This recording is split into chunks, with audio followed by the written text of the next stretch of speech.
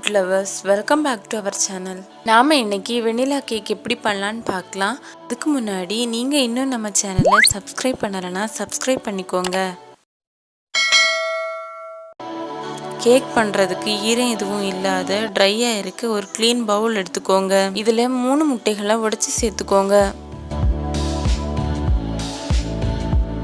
நாம இன்னைக்கு 1 kilo vanilla cake பண்ண போறோம். இதோட ஒரு பிஞ்ச் அளவுக்கு மட்டும் உப்பு சேர்த்துக்கோங்க.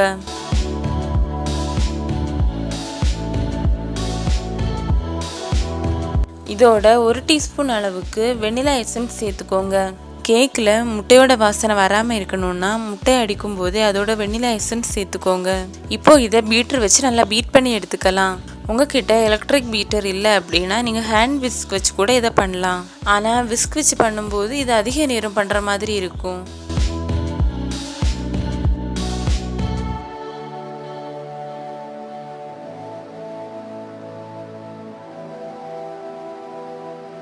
இது நுர வாரது வரைக்கும் இதை நல்லா பீட் பண்ணி எடுத்துக்கோங்க. இப்போ நாம கேக்குக்கு தேவையான மாவு ரெடி பண்ணலாம். 1 கிலோ கேக்குக்கு 1 கப் அளவுக்கு மைதா மாவு எடுத்துக்கோங்க.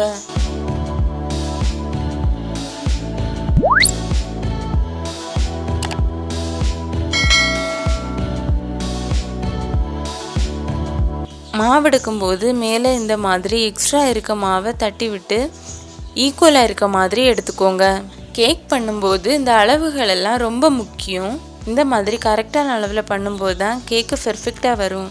அதனால கேக் பண்ணும்போது இந்த அளவு கப் ரொம்ப ரொம்ப முக்கியம். இதோட கரெக்டாக 1 டீஸ்பூன் அளவுக்கு சோடா உப்பு சேர்த்துக்கோங்க. இதோட 1 டீஸ்பூன் அளவுக்கு மில்க் பவுடர் சேர்த்துக்கோங்க. இதோட 1 டீஸ்பூன் அளவுக்கு பேக்கிங் பவுடர் சேர்த்துக்கோங்க. இதை 3 தடவை நல்லா சளிச்சு எடுத்துக்கோங்க. இது 3 தடவை சலிக்கும் போது தான் இது ரொம்ப நல்லா மிக்ஸ் ஆகும்.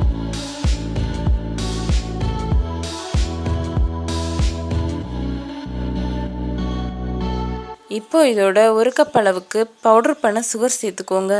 சுகரை இதோட சேர்க்கும் போது கண்டிப்பாக பவுடர் பண்ணி தான் சேர்க்கணும். இந்த சுகரை கொஞ்சம் கொஞ்சமாக ஆட் பண்ணி பீட் பண்ணி எடுத்துக்கோங்க.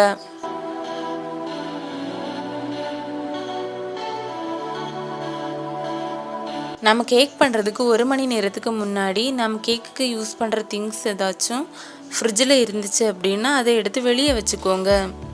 கேக் பண்ணும்போது எதுவுமே நல்லா கூலிங்காகவும் ஈரமாகவும் இருக்கக்கூடாது. இந்த பீட்டரில் ஈரம் எதுவும் இல்லாமல் பார்த்துக்கோங்க.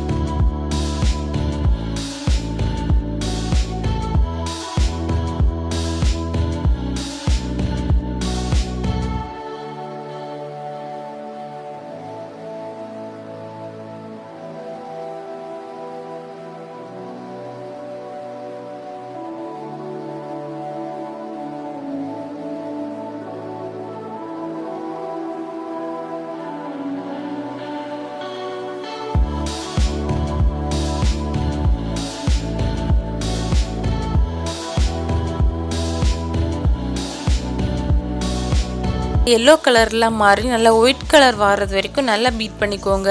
இப்போ இதோட 1/2 கப் அளவுக்கு ஃப்ளேவர் எதுவும் இல்லாத ஆயில் சேர்த்துக்கோங்க. ஆயில் சேர்த்ததுக்கு அப்புறமா இதை அதிகமாக பீட் பண்ணக்கூடாது. இந்த மாதிரி 2 தடவை மட்டும் பீட் பண்ணி எடுத்துக்கோங்க.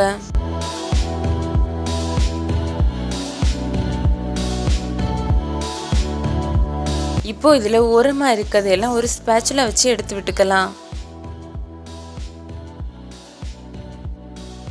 இப்போ நாம ஃபில்டர் பண்ணி வச்சிருக்க மாவை கொஞ்சம் கொஞ்சமாக சேர்த்து விஸ்க் வச்சு நல்லா கலந்து விட்டுக்கோங்க. மாவு சேர்த்ததுக்கு அப்புறமா நம்ம பீட்டர் யூஸ் பண்ணக்கூடாது. அதனால விஸ்க் வச்சு கலந்து விட்டுக்கோங்க.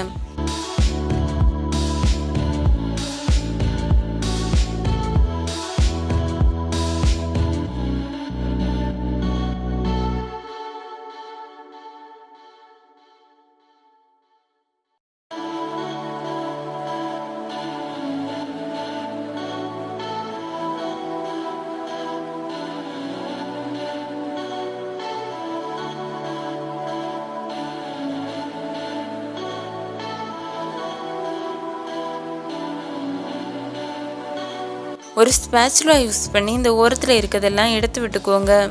இப்போது இதை கட் அண்ட் ஃபோல்டு மெத்தடில் நல்லா மிக்ஸ் பண்ணி விட்டுக்கோங்க. இதை இந்த மாதிரி ரவுண்டாக கலந்து விட்டுட்டு சைடில் இருந்து சென்டரில் கட் பண்ணுற மாதிரி கலந்து விட்டுக்கோங்க. இப்போது இதை ஓரமாக வச்சுக்கோங்க. இப்போ கேக் பண்ணுறதுக்கு தேவையான மோல்டை எடுத்துக்கோங்க. நான் 1 கிலோ கேக் பண்ணுறதுக்கு 8 இன்ச் மோல்டு எடுத்திருக்கேன். இப்போது இந்த மோல்டில் ஆயிலை நல்லா க்ரீஸ் பண்ணிக்கோங்க.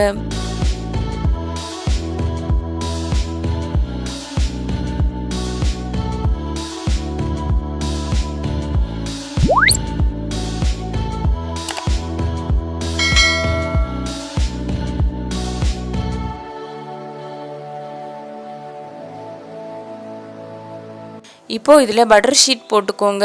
நான் இன்னைக்கு வீட்டிலே செஞ்ச பட்டர் ஷீட் தான் யூஸ் பண்ணியிருக்கேன்.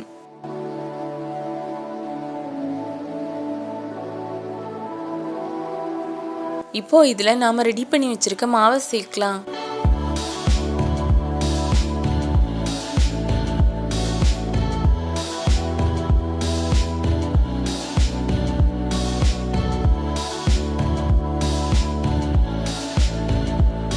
இதை இந்த மாதிரி 2-3 தடவை நல்லா தட்டி விட்டுக்கோங்க. இந்த மாதிரி தட்டும் போது தான் உள்ளே இருக்க ஏர் பபிள்ஸ் எல்லாம் உடையும். அதனால இதை இப்படி தட்டி விட்டுக்கோங்க.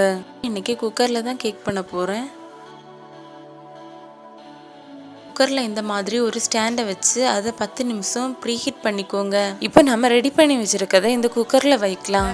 நம்ம கேக் பண்ணும்போது அதில் விசில் எதுவும் வைக்கக்கூடாது. அதனால விசில் கட்டையை தனியாக எடுத்துருங்க. இப்போ ஸ்டவ்வை மீடியம் ஃப்ளேமில் வச்சு 40 நிமிஷம் வரைக்கும் வேக விடுங்க. இப்போ இந்த கேக்கை வெளியே எடுத்து தனியாக வச்சுக்கோங்க. நம்மளோட வெண்ணிலா கேக் ரெடி ஆகிடுச்சு. இதை நீங்களும் கண்டிப்பாக வீட்டில் ட்ரை பண்ணி எப்படி இருந்துச்சுன்னு கமெண்ட்டில் சொல்லுங்கள்.